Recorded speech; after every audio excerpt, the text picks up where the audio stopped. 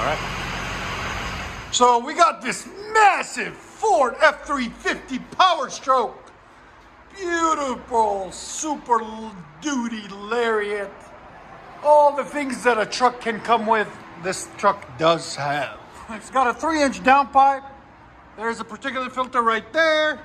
Then 3-inch pipe out the back. Then we did a muffler delete right there. And then we put a massive 10-inch tip right there.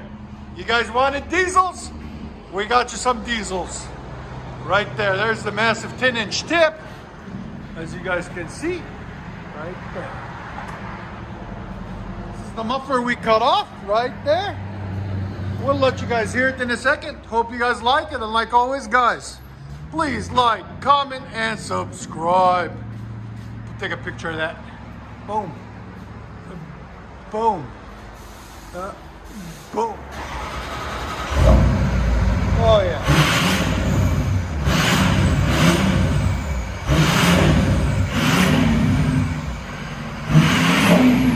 There's sound decibels.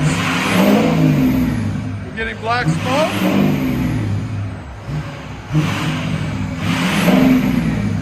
All right, go ahead and back it up.